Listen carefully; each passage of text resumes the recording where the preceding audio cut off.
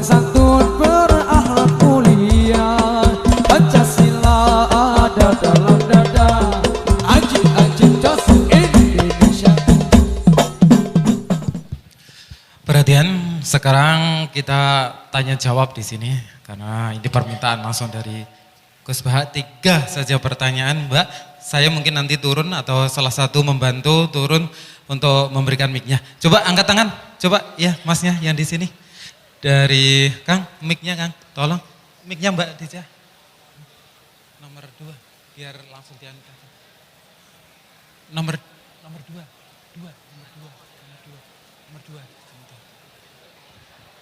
Number two.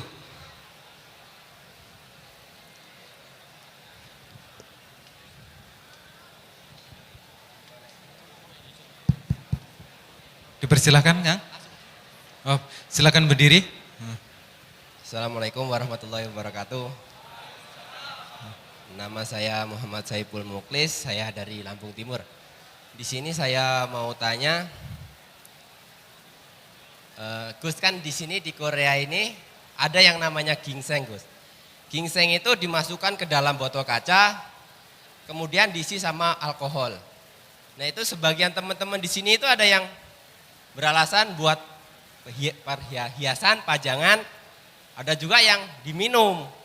Nah, ada juga yang, ya itu pokoknya ada yang buat diminum, buat dipajang, seperti itu. Lah, seperti itu hukumnya bagaimana? Hukum menyimpan dan mengkonsumsi alkohol yang dicampur dengan ginseng tadi. Ya. Sekian. Dipersilakan Gus. Warahmatullahi wabarakatuh. Monggo.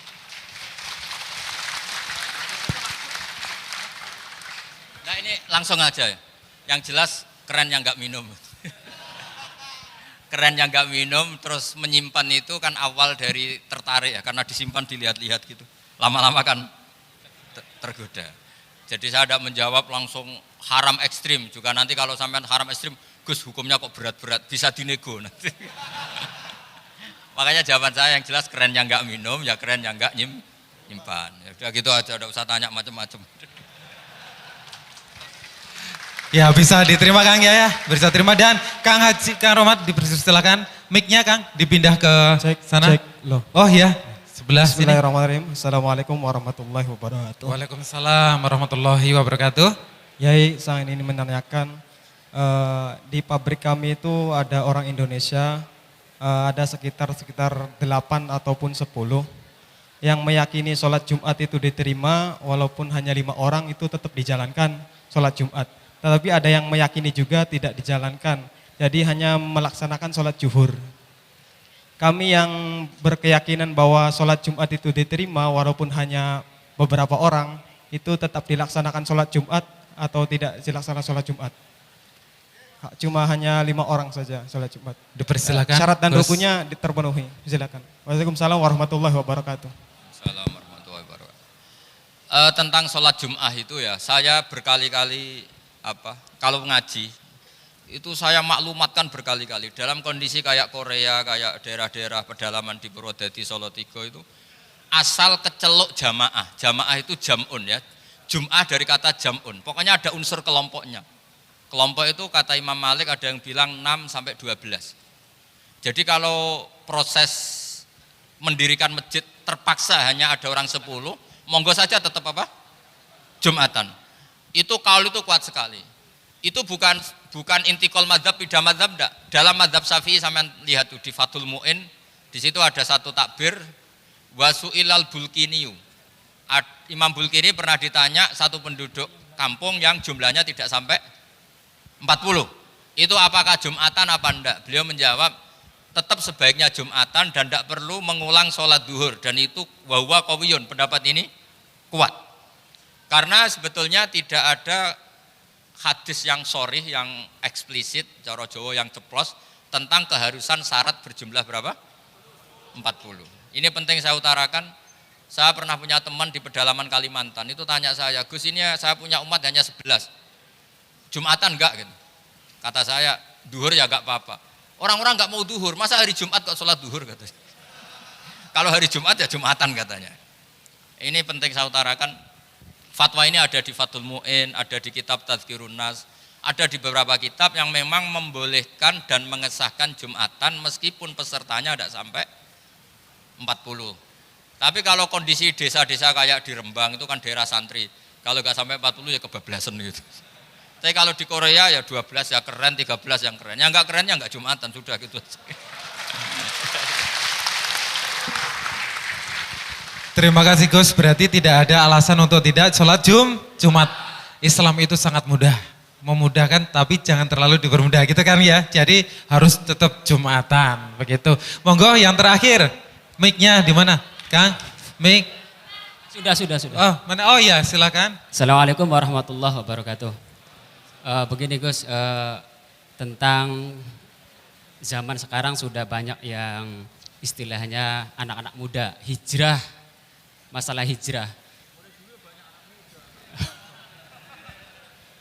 Orang-orang anak-anak hijrah tanpa didasari dengan pengetahuan yang mapan, jadi banyak anak-anak hijrah tetapi suka menyepelekan yang lain. Terus yang kedua, saya sering pernah mengikuti kajian di kampung-kampung saya, di para kiai-kiai tentang di surga. Surga itu mohon maaf, apakah di surga itu bisa menggauli ibunya? Seperti itu Gus. Jadi karena tidak teranu dengan hukum atau ya terbebas dari hukum di surga. Terus di kajian-kajian di TV-TV itu maaf juga ada free sex katanya seperti itu. Itu menurut Quran dan menurut hadis gimana Gus? Itu pertanyaan saya.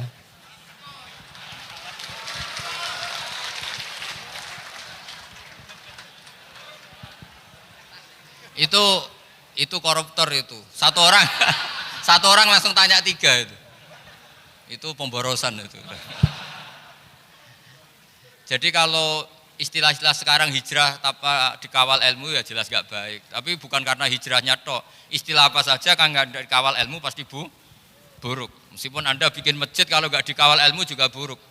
Buktinya banyak yang nyuwun sewu ngatasnamakan sumbangan tapi gak sampai masjid. Banyak kan? Tapi kalau yang terus terang gini biasanya benar, jujur kalau yang karena saksinya banyak. Biasanya kalau barang nggak benar itu kan sembunyi-sembunyi. Kalau terus terang gini insya Allah bisa diaudit kan, bisa dipertanggung. Ini kan wajahnya jelas, kalau mau sampai tangkep ini ada orang-orang yang di sini. Kedua menyangkut apakah di surga itu karena nggak ada hukum kemudian boleh menggauli ibunya. Memangnya kurangan stok bidadari. Itu terlalu sekali itu. Yang bikin statement ya kacau, yang meriwayatkan juga kacau, tapi yang tanya ya agak kacau. Itu memang kalau nuruti pertanyaan nakal itu banyak. Kalau cowok dapat banyak bidadari, apakah cewek juga dapat banyak apa? Bidadara. Wah itu kalau nuruti nakal-nakal gitu banyak. Mau masuk surga aja belum, sudah kita jawab aja nanti. Sudah, kita cocokkan di sana saja, nanti di sana kayak apa.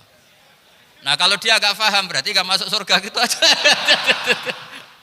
Karena ini sudah itu. Ini tradisi ulama, yang saya lakukan sekarang ini tradisi ulama. Karena ulama itu kalau terpaksa, ini khas saya, kalau terpaksa memang harus cangkem elek. Kalau cangkem apik kadang gak bisa menyelesaikan masalah. Itu pernah ada orang tanya sama Kiai, Pak Yai, setan masuk neraka kan nggak apa-apa. Kenapa ya? Dia kan dari api. Kalau masuk api kan familiar. Itu kan cangkem elek itu. Si Kiai tadi ngambil tanah disawurkan ke wajahnya, ditaburkan ke wajahnya. Waduh Pak Yai, ini gimana? Kamu kan dari tanah. Kenapa kena tanah jadi ribet? Artinya gini, kadang kalau cangkem elek jawabannya harus pakai cangkem elek gitu. Itu maksud saya, itu aja itu. Maksud seperti itu. Iya karena kalau dijawab pakai etika itu udah kena. Orang setelah sholat wiridan dianggap bid'ah. Terus ditanya sama, wiridan habis sholat tuh gak ada hadisnya gini-gini. Ketika ditanya, kamu habis sholat lalu kencing boleh enggak? Boleh. Lalu nyalakan HP? Boleh. Kenapa wiridan enggak boleh kencing? Boleh. Orang-orang yang mengharamkan wiridan setelah sholat tanya, setelah wiridan, setelah salam terus dia kudu kencing, boleh nggak dia kencing? Boleh. Setelah itu ingin nyalain HP, boleh nggak? Kenapa kencing boleh, wiridan enggak? Boleh. Karena cangkemnya saya lihat cara tanya. Maka harus dijawab dengan cangkem elek. Kalau kita sopan pasti kalah. Ini jenis makhluk yang nggak harus disopani gitu maksudnya. Sudah itu ya. Sudah. Yang satu apa?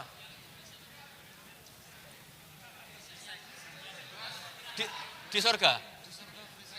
Enggak. Wah itu dari awal jelas nggak boleh itu. Jenengan tanya itu berarti kayak kemungkinan boleh, mesti nggak boleh.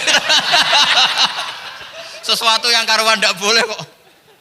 Wah ini gimana? Ya gitu aja ya. Jadi nak cangkem elek harus dilawan dengan apa? Cangkem elek. Anggap saja itu ajaran saya sudah. Sebetulnya saya tuh ya tidak tego gitu loh. Tapi kalau nggak dijawab dengan gitu, mang nggak berhenti. Habis sholat baca ini, habis sholat salaman tuh hadisnya mana? Hadisnya habis sholat nyalain HP juga mana? Coba habis sholat nyalain HP ada hadisnya enggak? Nah, ya, tapi itu enggak dimasalahkan kan? Tapi ketika salaman dimasalahkan.